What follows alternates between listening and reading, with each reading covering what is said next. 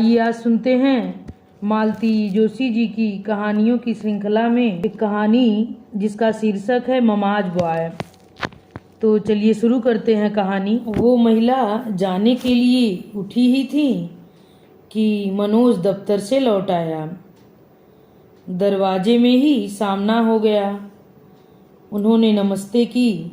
मनोज ने गर्दन की हल्की सी जुम्बिश के साथ उसका उत्तर दिया और भीतर चला गया। मनीषा उन्हें छोड़ने गेट तक चली गई। मैं असमंजस में कुछ देर खड़ी रही, फिर कुर्सी पर बैठ गई। मनीषा उन्हें विदा करके लौटी। तब तक मनोज भी फ्रेश होकर आया था। छूटते ही बोला, ये नौटंकी यहाँ क्यों आई थी? छी, अपनी नहीं उनकी उम्र का तो ख्याल कीजिए। मनीषा के स्वर में हल्का सा रोष था। सॉरी, अब यह बताओ यहाँ क्यों आई थी? नाटक की टिकट बेचने। उनका क्लब कैंसर पीड़ित गरीब महिलाओं के लिए चैरिटी शो कर रहा है। नटरंग ग्रुप उनके लिए है बदन प्रस्तुत कर रहा है। कितने टिकट लिए? 2। मौसी जी बोली, तुम दोनों चले जाना, मैं बच्चों को देख लूँगी। I am list interested. तो आप घर पर रुक जाना, मैं और मौसी चले जाएंगे। मनोज का चेहरा तमतमा गया था। किसी अप्रिय स्थिति को टालने के लिए मुझे ही हस्तक्षेप करना पड़ा। मनीषा, ऑफिस से लौटे पति से कोई बात मनवानी हो तो पहले उसके सामने गर्मा गर्म चाय नाश्ता परोसना चाहिए। सारी मौसी जी, मुझे याद ही नहीं रहा। कहते हुए मनीषा उठी और किचन में चली गई। मनोज ने एक पेपर उठा लिया और उसमें सिर डालकर बैठ गया। मुझे बड़ा अजीब लगा। सुबह जब मैं पहुंची थी तो वह ऑफिस जाने की तैयारी में था। मुझे यूं अचानक आया देखकर मनीषा का चेहरा आश्चर्य और खुशी से खिल उठा था। पर इस बंदे ने गहन गंभीर स्वर में बस इतना ही कहा था, आप अचानक कैसे आ गईं?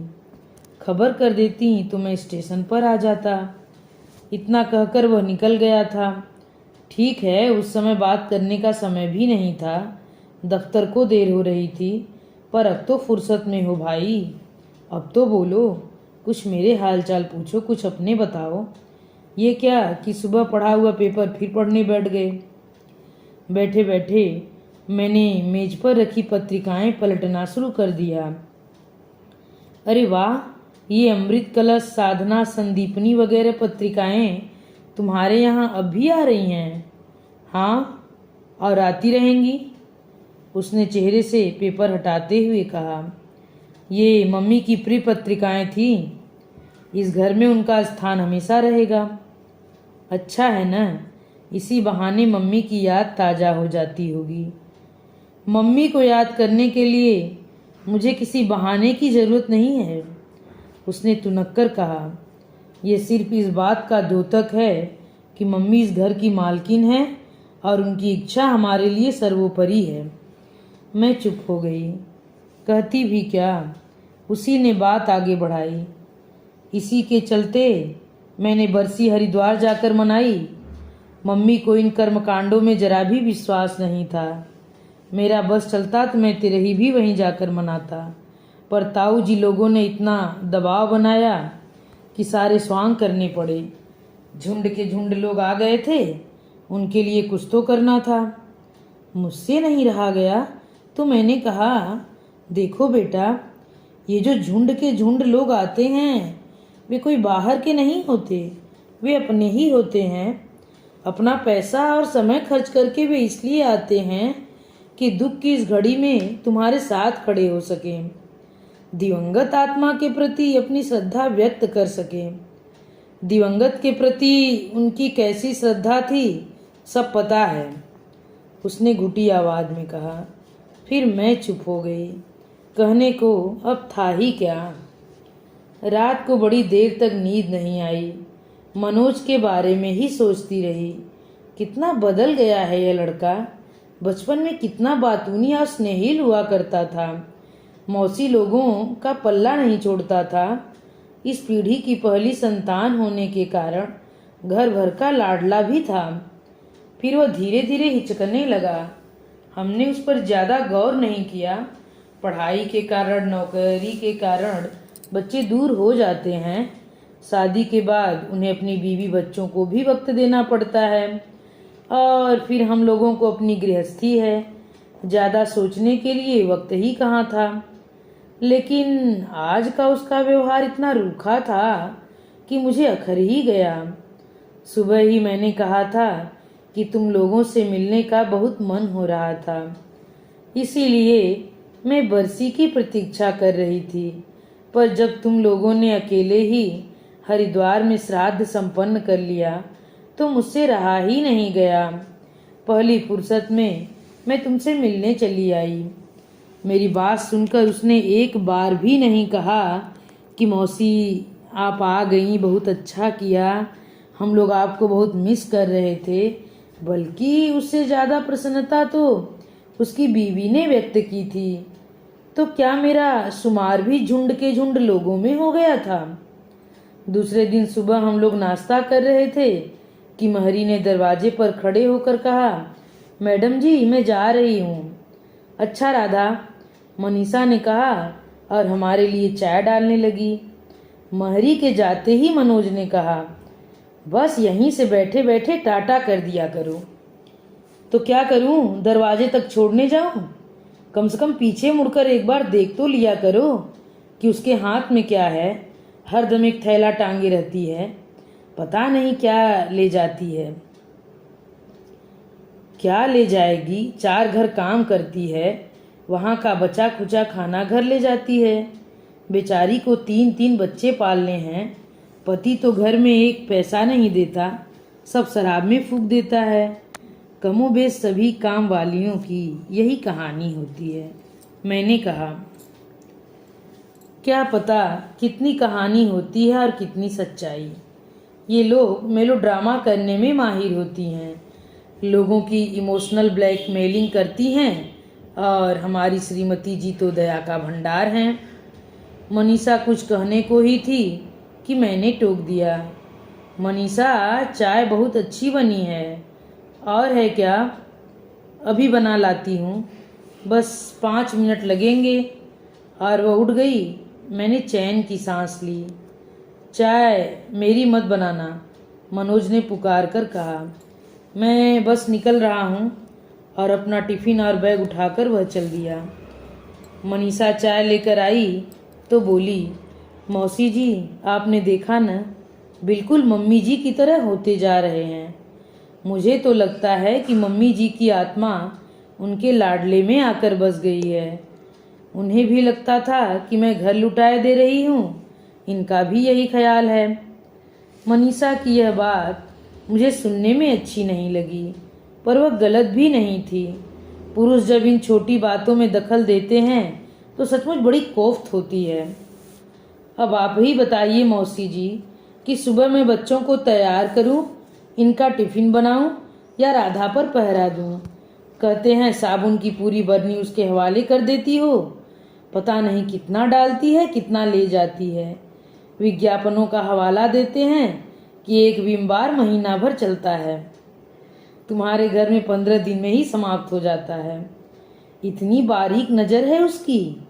अरे कुछ न पूछिए, एक दिन जमादारिन मेरी दी हुई साड़ी पहनकर आई तो इतना नाराज हुए, बोले इतनी अच्छी साड़ी तुमने उठाकर जमादारिन को दे दी, हद करती हो। अब बताइए, दिवाली पर साड़ी देनी थी तो अच्छी ही दूंगी ना।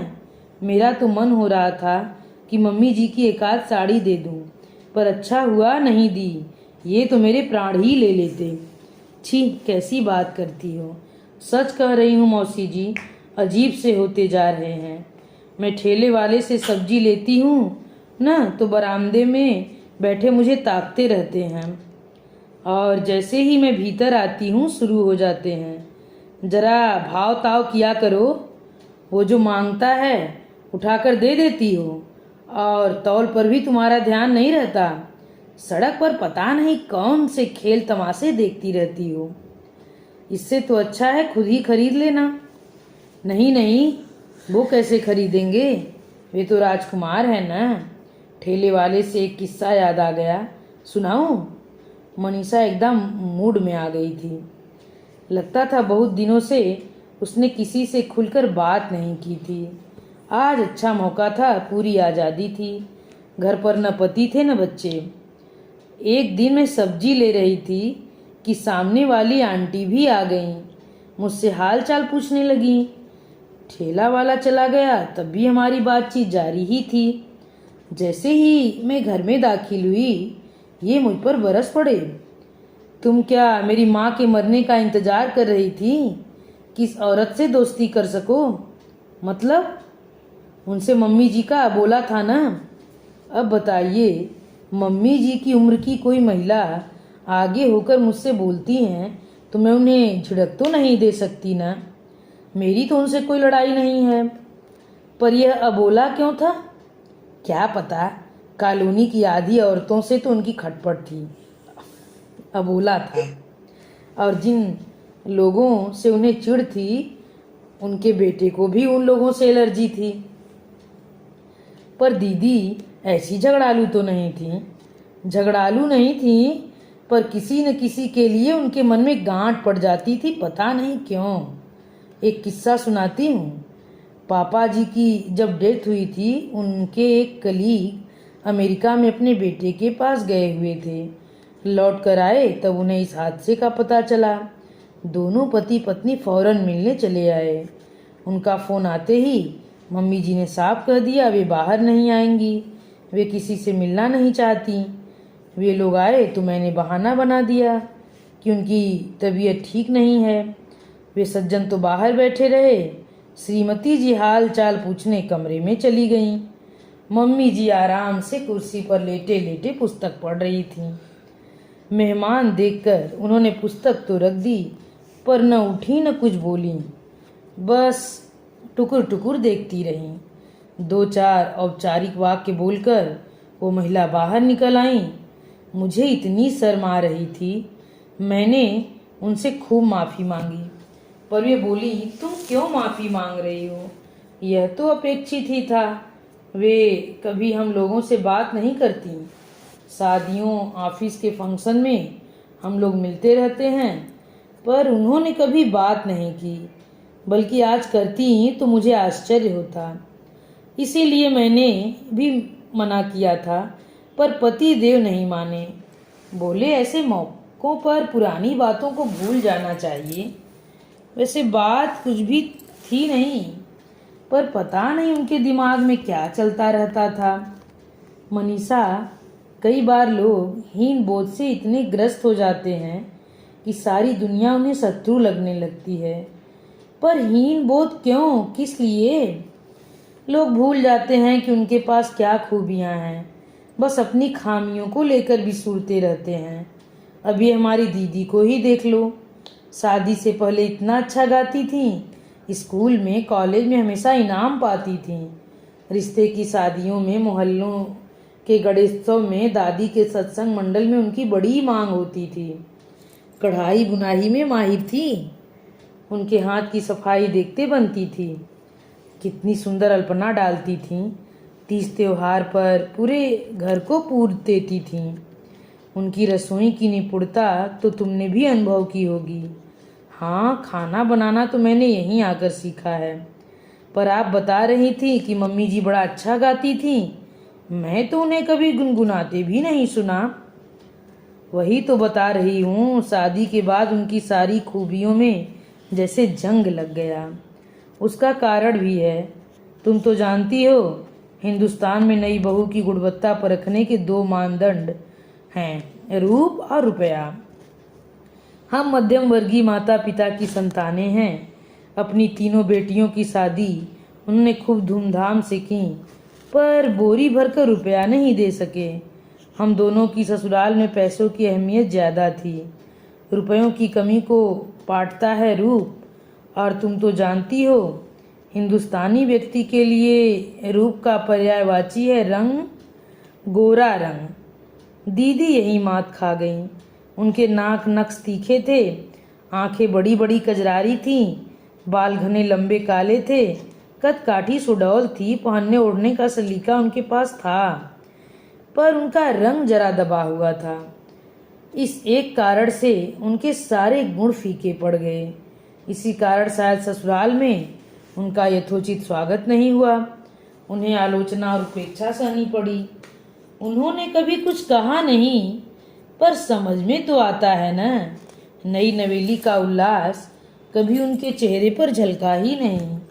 वे मन ही मन बुझ गई थीं, जैसे अगर पति का सहानुभूति भरा हाथ पीठ पर हो तो औरत सारी अवहेलना और उपेक्षा झेल जाती है। पर जीजा जी के लिए क्या कहूँ, कई पुरुषों के पास वह सोच वह समझ होती ही नहीं है। दीदी धीरे धीरे अपने आप में सिमटती चली गईं, अपने रखरखाव के प्रति उदासीन हो गईं। साज श्रृंगार से उन्हें विरक्ति सी हो गई। हम दोनों बहनें उन्हें खूब डांट लगाती, कहती कि दुनिया भर की औरतें हमेशा जवान बनी रहने के लिए तरह तरह के जतन करती हैं, कैसे कैसे नुस्खे अपनाती हैं, पर तुम हो कि असमय बुढ़ापे को निमंत्रण दे रही हो। हम उन्हें ब्यूटी टिप्स देते, उपटन बना कर देते, तरह तरह की क्रीम ला कर देते, पर सब व्यर्थ हो जाता था। मौसी, उन्हें जैसे भी रहना था वह उनका अपना फैसला था, उससे किसी को कोई शिकायत नहीं हो सकती। पर होता क्या था कि जो लोग टिपटाप स्मार्टली ड्रेसअप होती, स्टाइलिश लुक में नजर आती, उनसे मम्मी को चिढ़ हो जाती। वे उन्हें तरह तरह के नाम दे डालती, चमक छल्लो, heroine, Miss India, Fair and Lovely, बूढ़ी घोड़ी लाल लगाम तो उनका तकिया कलाम था। अब मुश्किल ये है कि ये भी उन्हीं की तरह सोचने लगे हैं। रोज तो आप देख ही रही हैं कि कितनी सादगी से रहती हूँ, पर कहीं फंक्शन में जाने के लिए तैयार होती हूँ तो इतनी टोका टाकी करते हैं कि क्या बताऊँ। इतनी डार्क लिपस्टिक क्यों लगाई है, साउथ इंडियन हीरोइन की तरह बड़ा लंबा सा गजरा क्यों लटका ली हो, ये झुमके तुम्हारे चेहरे से भी बड़े लग रहे हैं। सुन सुनकर बोर हो जाती हूँ मैं, सारा मूड हवा हो जाता है। लगता है अगर यही हाल रहा तो एक दिन मैं भी मम्मी जी की तरह निस्संग हो जाऊंगी। ऐ लड़की, खबरदार जो ऐसा किया, बहुत पीटोगी। मैंने उसे प्यार से डपट दिया। वह हंस पड़ी और मुझसे लिपट गई। मुझे मनीषा पर बड़ी दया आ रही थी।